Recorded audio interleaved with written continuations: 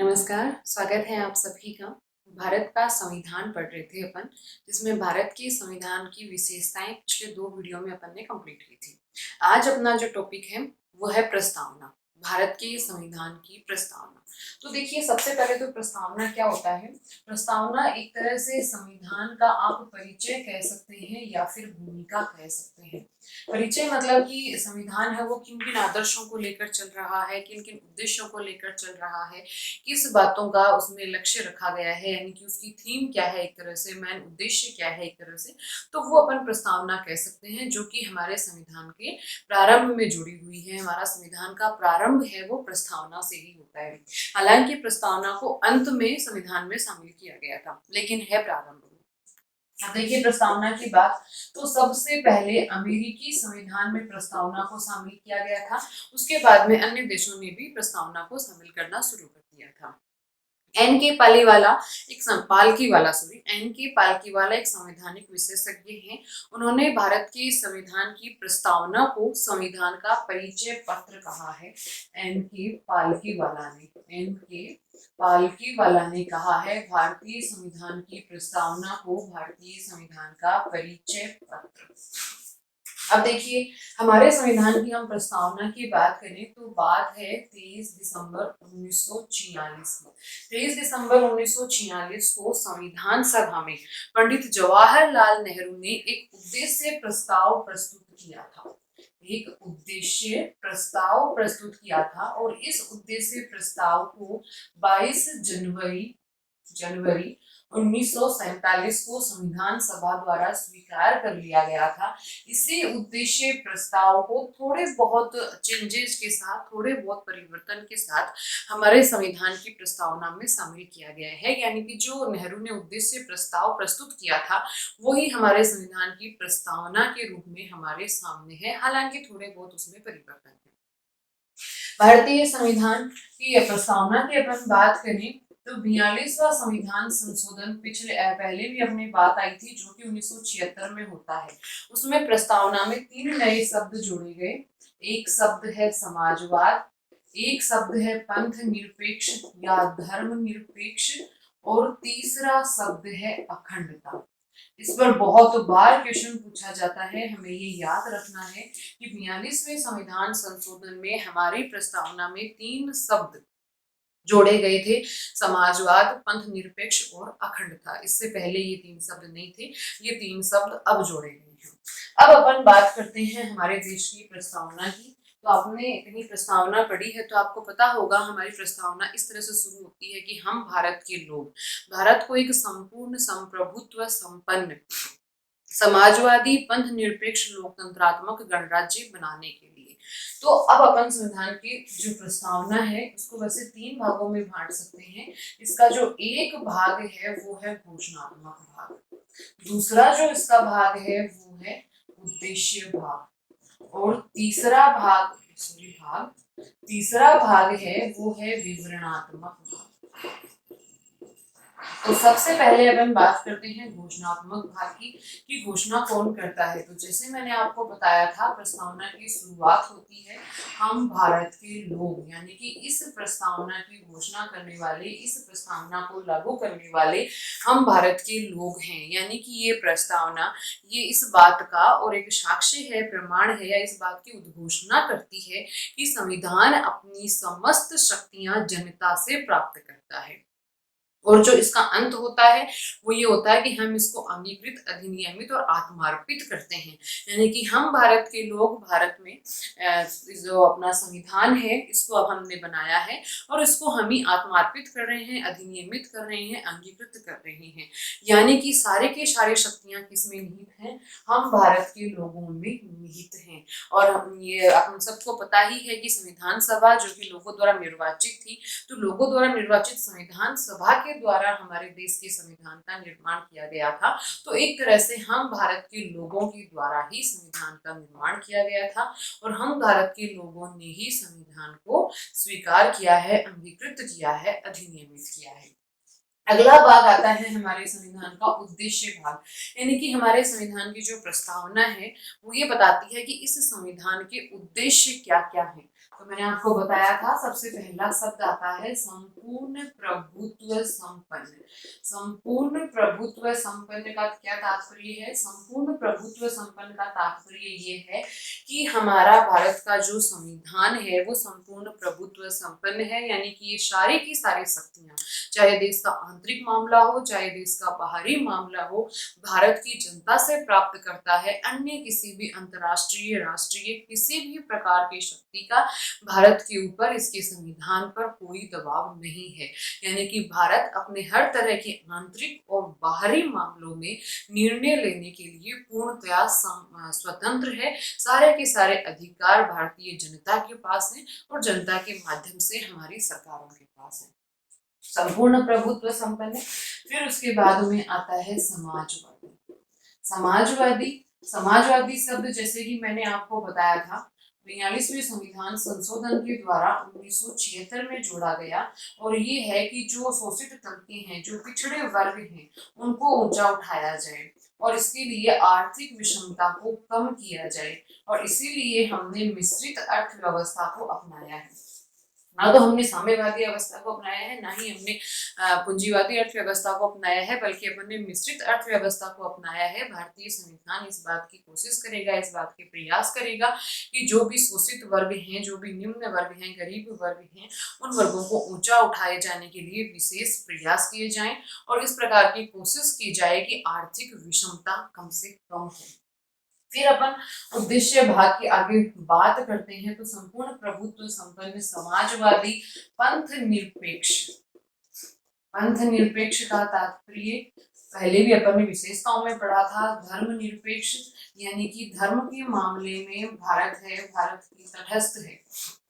भारत का जो संविधान है वो तटस्थ है, ये सभी धर्मों का समान रूप से आदर करता है। ये ना ही तो किसी धर्म का प्रचार करता है और ना ही किसी धर्म पर रोक लगाता है। सभी धर्मों का समान रूप से भारतीय संविधान द्वारा आदर किया जाता है। सभी धर्म के धर्मावलंबियों को अपनी अपनी श्रद्धा के अनुसार, अपने अपने तरीके के अनुसार अपने धर्म को मानने, प्रचार प्रसार करने की पूर्ण स्वतंत्रता है।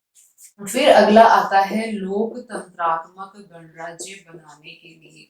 लोकतंत्रात्मक मतलब जनता का राज्य, जनता का शासन। तो हमें पता है कि हर 5 वर्ष बाद में हमारे यहाँ चुनाव होते हैं, राज्य सरकारों के भी, केंद्र सरकारों के भी, स्थानीय नगर निकायों के भी, यानी कि जनता द्वारा चुनी हुई सरकार यहाँ राज करती है, शासन करती है, यानी कि जनता का शासन है, लोकतंत्र है। तो लोकतंत्रात्मक व्यवस्था हमारा संविधान करता है।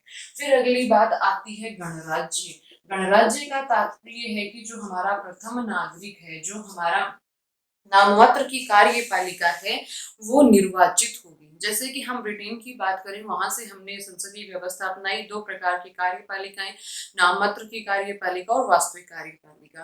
तो ब्रिटेन में जो नाममात्र की कार्यपालिका का जो पद है वो वंशानुगत है, लेकिन भारत है वो गणराज्य की स्थापना करता है। हमारे यहाँ नाममात्र की कार्यपालिका राष्ट्रपति हैं और वो पद वंशानुगत नहीं है, उनका चुनाव होता है एकल संक्रमणीय आनुपातिक प्रतिनिधित्व प्रणाली के माध्यम से। तो यानी कि हमारी जो नाम मात्र की कार्यपालिका है वो निर्वाचित होती है, इसलिए हमारा भारत देश है वो गणराज्य है। यानी कि हमारी प्रस्तावना बताती है कि हमारे भारतीय संविधान के ये उद्देश्य हैं। फिर अपन बात करते हैं इसके विवरणात्मक भाग की कि इन उद्देश्यों को प्राप्त करने के लिए किस प्रकार की व्यवस्था की गई है। तो ये उद्देश्य कैसे प्राप्त होंगे, इसके लिए हमारा भारतीय संविधान देता है सामाजिक न्याय, आर्थिक न्याय और राजनीतिक न्याय। सबसे पहले अपन बात करते हैं सामाजिक न्याय की। सामाजिक न्याय समाज से संबंधित है, मतलब कि समाज में किसी भी प्रकार की जाति, वर्ग, लिंग, धर्म आदि के आधार पर किसी प्रकार का कोई भेदभाव नहीं होगा। समाज में रहने वाले प्रत्येक व्यक्ति को अपने रीति रिवाजों को मानने, उनका पालन करने, उनको आगे बढ़ाने का पूर्ण रूप से अधिकार होगा। कोई भी उच्च वर्ग किसी भी प्रकार के निम्न वर्ग का शोषण नहीं करेगा। तो ये है सामाजिक न्याय, यानी कि समाज का प्रत्येक सदस्य एक सम्मान पूर्वक समानता का जीवन जी सके। फिर उसके बाद में आता है आर्थिक न्याय। आर्थिक न्याय की अगर अपन बात करते हैं तो मैंने आपको पहले भी बताया था, आर्थिक न्याय का अर्थ है आर्थिक विषमता को कम करना। निसंदेह आर्थिक न्याय ये नहीं हो सकता कि सबकी बराबर आमदनी हो, एक चपरासी और एक किसी उच्च अधिकारी की बराबर सैलरी हो, इसका मतलब आर्थिक न्याय नहीं है। किंतु समाज में रहने वाले, राज्य में रहने वाले प्रत्येक नागरिक को जीवन की जो मूलभूत आवश्यकताएं हैं उनकी वो पूर्ति कर सके और उसकी योग्यता के अनुपात में, उसके कार्य के अनुपात में उसको अपना पूरा वेतन मिले, उसको अपना पूरा पारिश्रमिक मिले। और राज्य इस प्रकार की व्यवस्था करेगा कि आर्थिक विषमता कम से कम हो, यानी कि कोई वर्ग इतना अधिक धनवान ना बन जाए कि वो दूसरे किसी वर्ग का शोषण कर सके, और कोई भी वर्ग इतना कमजोर, इतना गरीब ना रहे कि उसको मजबूरीवश शोषित होना पड़े। फिर अगली बात आती है राजनीतिक न्याय। राजनीतिक न्याय का तात्पर्य क्या है? राजनीतिक न्याय का तात्पर्य है राजनीति से संबंधित, यानी कि हम सबको ही पता है कि भारत में प्रत्येक नागरिक को 18 साल की उम्र प्राप्त होने पर मतदान करने का अधिकार है। एक योग्यताएं जो जरूरी है, वो योग्यताएं पूरी करने पर प्रत्येक नागरिक को चुनाव लड़ने का अधिकार है, चुने जाने पर सत्ता प्राप्त करने का अधिकार है। किसी भी राजनीतिक पद पर, किसी भी, चाहे कोई मंत्री का पद क्यों ना हो, विधायक का क्यों ना हो, किसी की एक कहीं की अपन निजी संपत्ति नहीं है। प्रत्येक भारतीय नागरिक को चुनाव लड़ने का, जीते जाने पर सत्ता प्राप्त करने का अधिकार हमें राजनीतिक न्याय दिलाता है। तो इस प्रकार सामाजिक, आर्थिक, राजनीतिक न्याय के माध्यम से हमारा संविधान प्रयास करता है ये हमारे उद्देश्य प्राप्त करने के लिए। एक जो नया शब्द अपन ने बात की थी, अखंडता, जोड़ा गया 42वें संविधान संशोधन में, तो यह है बंधुत्व बढ़ाने के लिए, राष्ट्र की एकता एवं अखंडता, व्यक्ति की गरिमा, राष्ट्र की एकता एवं अखंडता सुनिश्चित करने वाला बंधुत्व बढ़ाने के लिए। तो इस अपने बंधुत्व में 3 शब्द आते हैं। बंधुत्व में आता है व्यक्ति की गरिमा, राष्ट्र की एकता और अखंडता। राष्ट्र की एकता और अखंडता। अब अपन बात करते हैं व्यक्ति की गरिमा की। व्यक्ति की गरिमा से क्या तात्पर्य है?